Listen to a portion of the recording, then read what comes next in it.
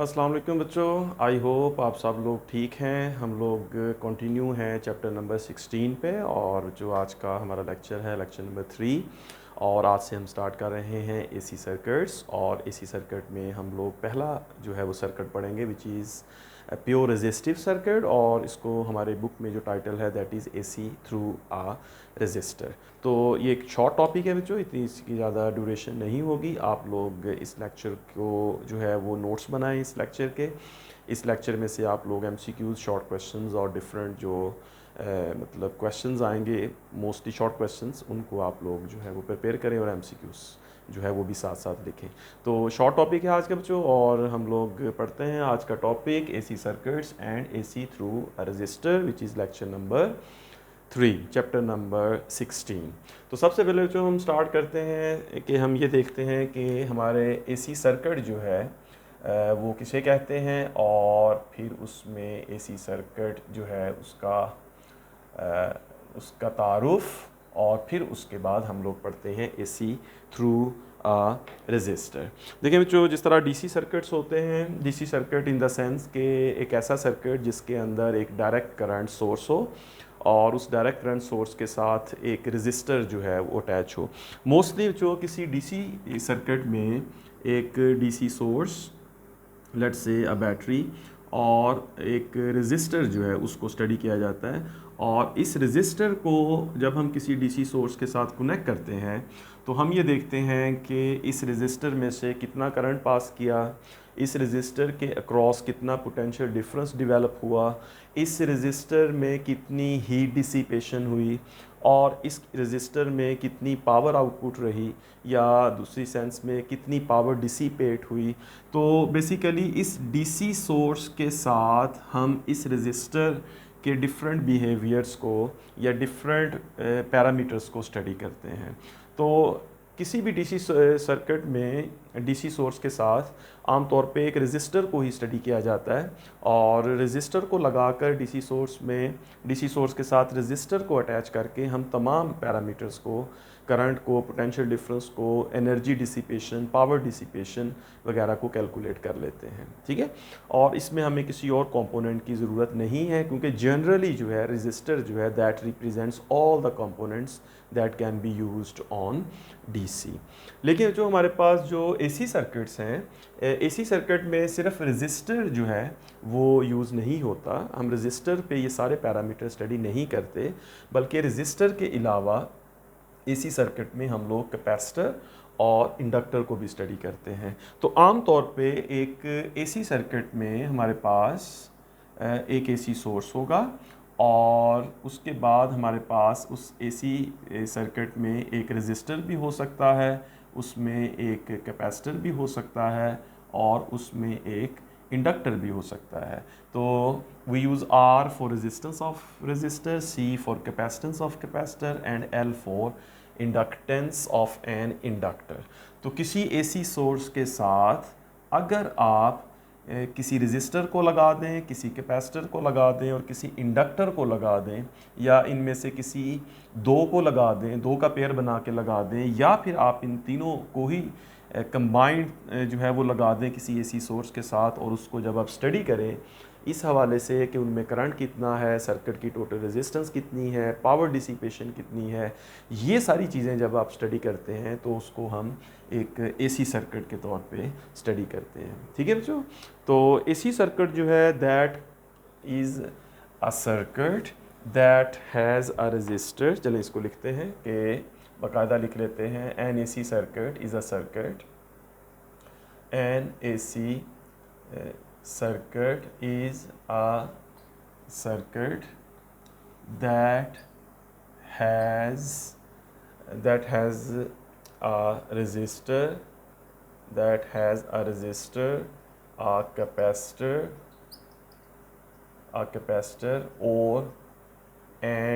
और राइट, और भी इनमें से कोई एक भी हो सकता है, दो भी हो सकते हैं, और एंड एन इंडक्टर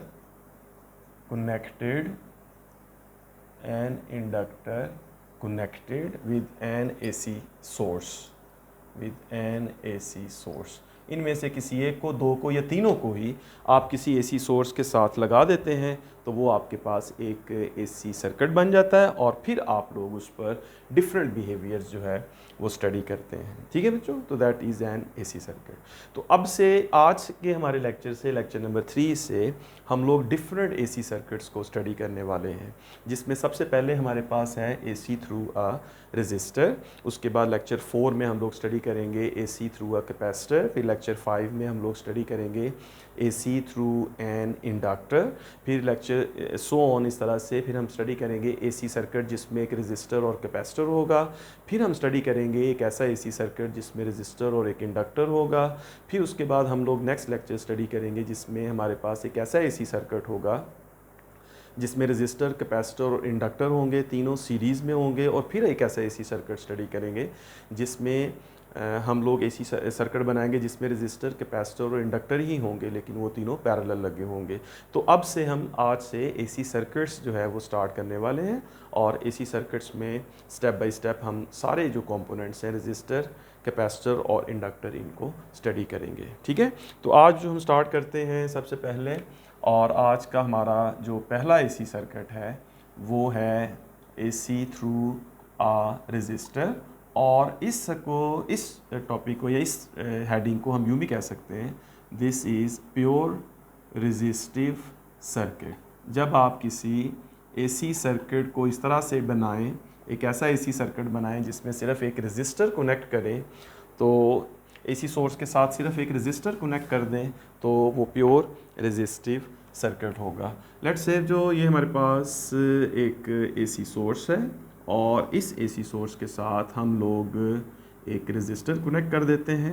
ये हमारे पास एक रेजिस्टर है और इस रेजिस्टर की जो वैल्यू है दैट इज़ आर, और इस तरह से हमने इसको एक एसी सोर्स के साथ कनेक्ट कर दिया, राइट। तो इसको थोड़ा सा मैं इस तरह बना दूं कि ये हमारे पास रेजिस्टर और ये उसके साथ जो है वो कनेक्ट हो गया। अब जो देखें, this is pure resistive circuit और सिंपल सा सर्किट है जिसमें एसी सोर्स है और उसके साथ एक रेजिस्टर कनेक्ट किया है।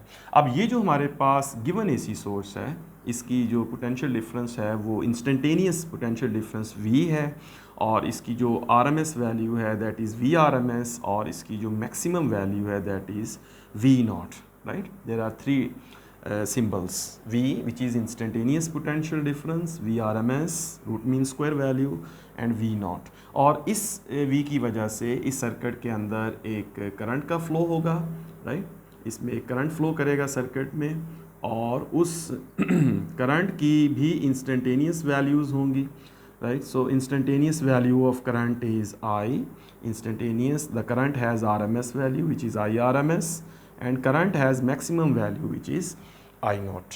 तो चूँकि ये ऑल्टरनेटिंग है तो करंट जो है वो अपनी डायरेक्शन चेंज करेगा और करंट का जो मैग्नीट्यूड है वो भी चेंज होगा। तो इस तरह से अब हम स्टडी करेंगे कि जो करंट है, वो जो करंट I है, इंस्टेंटेनियस करंट I, वो जब इस रेजिस्टर में से पास करेगा तो इस रेजिस्टर के अक्रॉस जो पोटेंशियल डिफरेंस बनेगा V, और इस रेजिस्टर में से जो करंट पास करेगा I, इन दोनों के दरमियान में फेज़ डिफरेंस कितना होगा, ये दोनों एक दूसरे के साथ किस तरह से बिहेव करेंगे, दोनों एक दूसरे के साथ किस तरह से चेंज होंगे। ठीक है, ये बात जो हम लोग इसमें स्टडी करेंगे। अब देखिए, जो वी नो दैट, अब ये चीज़ हमें पता है कि जो ऑल्टरनेटिंग वोल्टेज होता है उसकी जो इंस्टेंटेनियस वैल्यू होती है, eight any instant the value of voltage is V not times sign of theta, जिसे समटाइम्स हम लोग V not into sine omega T भी लिख लेते हैं। अब लेट्स से कि ये वाला जो पोटेंशियल डिफरेंस इस रेजिस्टर के अक्रॉस कनेक्ट है, उस पोटेंशियल डिफरेंस की जो इंस्टेंटेनियस वैल्यू है, the value of current, value of potential difference at any instant, जो इस रेजिस्टर के क्रॉस होगी वो ये है V नॉट साइन थीटा। और एट एनी इंस्टेंट जो करंट पास करेगा रेजिस्टर में से, that current must be equals to V instantaneous upon the value of resistance from Ohm's law, I will be equals to V over R। अब इस equation के मुताबिक अगर V instantaneous की वैल्यू लगाएं तो this is V not into sine theta over R, और यहाँ पर जो हमारे पास V नॉट है और उसको R के साथ अगर हम देखें तो V नॉट ओवर R जो है that is actually equals I naught. तो फिर इस इक्वेशन में हम लिखते हैं कि I instantaneous is equal to I naught into sine theta. अब दो इक्वेशंस हमारे पास आती हैं, एक ये इक्वेशन हमारे पास 1 है, दिस इज़ इक्वेशन नंबर 1, और ये हमारे पास इक्वेशन बनती है विच इज़ इक्वेशन नंबर 2। इन दोनों इक्वेशंस से हम लोग v और i का जो फेज़ डिफरेंस है उसको क्लियरली यहाँ पे समझ सकते हैं और उसको लिख सकते हैं। तो लिखता हूँ बच्चों इसको मैं इस तरह से कि let I choose theta is equals to 0 radians or 0 degrees. So we get V is equal to the instantaneous value of voltage. The value of voltage goes to be V naught into sine of 0. अब चूँकि sine of 0 जो है वो 0 होता है, so we get instantaneous value of voltage to be 0, right? और अगर मैं करंट की वैल्यू फाइंड करता हूँ I instantaneous which is I naught into sine theta, so we get I instantaneous is equal to I naught into sine zero, right, I naught sine zero, and since sine zero is zero so we get instantaneous value of current is zero. तो इसका मतलब ये है कि at the moment when theta is 0, the value of potential difference across resistor is 0 and the current through the resistor is also 0, right? इस तरह से हम लोग इसको कह सकते हैं, ठीक है। ये इसकी एक इंस्टेंटेनियस वैल्यू जो है ये हमने फाइंड की है। Let I choose theta to be pi by 2, right, let theta is pi by 2। तो अगर मैं voltage instantaneous value of voltage हम फाइंड करें तो that is V naught into sine pi by 2। So sin pi by 2 is actually 1, which is sin 90. So we get instantaneous value of voltage to be its maximum value. तो जिस वक्त instantaneous value V not के equal होगी उस moment पे अगर I देखें हम तो value of I instantaneous is I not into sin of pi by 2. So we get instantaneous value of current to be equals to sin naught, I naught. तो यहाँ से आप लोग देख सकते हैं when instantaneous value of potential difference goes to maximum, the value of current also goes to maximum, right. ये आप लोग यहाँ से ऑब्जर्व कर सकते हैं। टू मतलब इसको मज़ीद अंडरस्टैंड करने के लिए एक और भी हम ले सकते हैं, let theta is equals to pi, right, theta की डिफरेंट वैल्यूज़ हैं। So we get instantaneous value of voltage which is V naught into sine pi. So instantaneous value of voltage is sine pi और sine 180 is zero, so we get V instantaneous equal zero. और इस तरह अगर आई instantaneous हम find करें तो that will be I naught into sine of pi is zero, so we get instantaneous value of voltage and current to be zero. अब यहाँ से हम लोग क्लियरली देख सकते हैं कि how potential difference across resistor and current through resistor is behaving, right. और ये क्लियर है हमारे पास कि जिस मोमेंट पे इंस्टेंटेनियस पोटेंशियल डिफरेंस इस रेजिस्टर के अक्रॉस ज़ीरो होता है तो रेजिस्टर में से पास होने वाला करंट भी ज़ीरो है, और जिस मोमेंट पे जो instantaneous potential difference across resistor जो मैक्सिमम हुआ तो उस वक्त इस रेजिस्टर में से करंट भी मैक्सिमम हुआ। अगेन जब इंस्टेंटेनियस वोल्टेज ज़ीरो हुआ और करंट भी इस रेजिस्टर में से ज़ीरो हुआ। तो यहाँ से हम ऑल्टरनेटिंग वोल्टेज और ऑल्टरनेटिंग करंट को किसी रेजिस्टर में से क्लियरली डिफ़ाइन भी कर सकते हैं और यहाँ से अंडरस्टैंड भी कर सकते हैं। और इसकी जो समरी है या इसका जो कंक्लूजन है इन 2-3 एग्जांपल्स के बाद कि किसी रेजिस्टर को जब हम किसी एसी सोर्स के साथ कनेक्ट करते हैं तो उस रेजिस्टर के अक्रॉस पोटेंशियल डिफरेंस और उस रेजिस्टर में से जो करंट है that are in phase, actually in phase होंगे कि जिस वक्त पोटेंशियल डिफरेंस ज़ीरो है इसमें करंट भी ज़ीरो है, जिस वक्त पोटेंशियल डिफरेंस मैक्सिमम है तो इसमें से करंट भी मैक्सिमम है। तो at the moment when potential difference across resistor is zero there is no current in resistor, and at the moment when potential difference across resistor is maximum there is no the current in the resistor is also maximum. So current and potential difference are in phase in case of resistor. अब इसको अगर हम graphically represent करें इस तरह ये इस situation को, तो ग्राफिकली रिप्रेजेंट करने में हमारे पास इस तरह से है सिचुएशन कि इस तरफ हम टाइम ले लेते हैं और इस तरफ हम ले लेते हैं वोल्टेज की वैल्यू और करंट की वैल्यू। तो let's say the potential difference across the potential difference और the current through resistor is varying this way. Current जो है वो इस तरह से वेरी कर रहा है जिसकी साइनोसॉइडल फॉर्म है। The current is changing in this way, right. इस तरह से करंट चेंज हो रहा है। और फिर हमने ये देखा कि अगर करंट इस तरह वेरी कर रहा है तो उसमें जो पोटेंशियल डिफरेंस है क्रॉस रजिस्टर वो इस तरह से वेरी कर रहा है, राइट। उसकी जो शेप है वो इस तरह से है। अब हम ये देख सकते हैं कि ये V है और ये I है। तो ग्राफ में हम लोग देख सकते हैं कि ग्राफ में V eight the moment when V is zero, at that moment I is zero. The moment when V becomes maximum, at that moment I becomes maximum. The moment when V is zero, I goes to zero. And the moment when V becomes maximum in the opposite way, current becomes maximum in the opposite way. And again when V becomes zero, the I becomes zero. तो current और voltage दोनों, right, current and potential difference across resistor varies in phase. अगर हम इनके phase की बात करें तो हमारे पास इनिशियल फेज़ दोनों का थीटा ज़ीरो है। यहाँ पर दोनों का जो फेज़ है वो π/2 है। यहाँ पर दोनों का फेज़ पाई है। फिर हमारे पास इनका जो फेज़ है दैट इज़ 3π/2। फिर हमारे पास इनका जो फेज़ है that is 2π for one cycle. तो दोनों जो है वेरी कर रहे हैं in phase, right. So behaviour of them is in phase. यहाँ से हम इसको ग्राफिकली रिप्रेजेंट कर सकते हैं और इसके बाद हम इसकी एक वेक्टर रिप्रेजेंटेशन भी दे सकते हैं, राइट। तो जो वेक्टर रिप्रेजेंटेशन है उसके मुताबिक यहाँ पे मैं इसकी वेक्टर रिप्रेजेंटेशन अगर बना दूँ तो vector representation of this situation, ये आप कह दें वेक्टर रिप्रेजेंटेशन या इसको हम कहते हैं फेज़र डायग्राम दोनों की।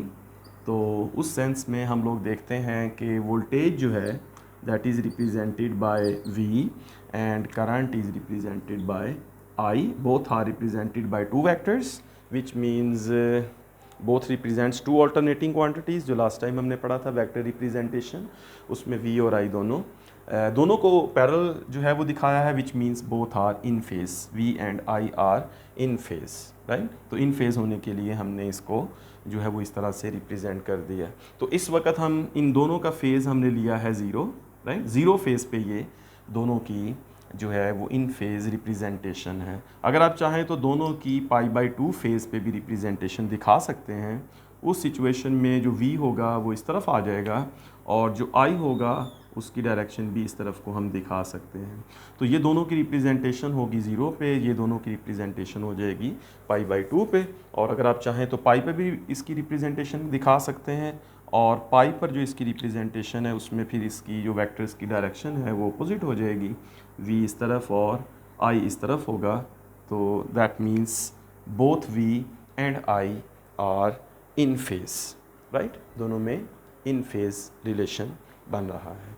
उसके बाद जो है अगर हम इनके डिफरेंट फैक्टर्स को फाइंड करना चाहें, जैसे अगर हम पावर आउटपुट फाइंड करना चाहें इस रजिस्टर में से एट एनी मोमेंट, अगर हम पावर आउटपुट लेना चाहें तो इस रजिस्टर में जो पावर आउटपुट होगी उसको इस रिलेशन के मुताबिक जो पावर आउटपुट का रिलेशन है that is actually power output is equals to V multiplies I। ये V और I की इंस्टेंटेनियस वैल्यूज़ होंगी, आप उनको मल्टीप्लाई करके इसकी पावर आउटपुट जो है वो हम फाइंड कर सकते हैं। क्योंकि दोनों वेरी करते हैं इन फेज़, इसलिए हम इनको V और I की जो इंस्टेंटेनियस वैल्यूज़ है उससे फाइंड कर सकते हैं। ओम्स लॉ में अगर हम V को IR कर देते हैं तो V into IR multiplies I, ये हमारे पास बनेगा I²R, इस तरह भी लिख सकते हैं। या इसकी जो रिप्रेजेंटेशन है वो यूँ भी कर सकते हैं कि जो पावर आउटपुट है वो हम लोग इस तरह भी लिख सकते हैं कि I की वैल्यू जो है अगर उसको हम V/R लगा दें सो वी गेट V²/R।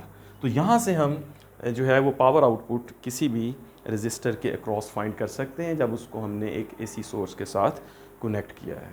ठीक होगी बात बच्चों।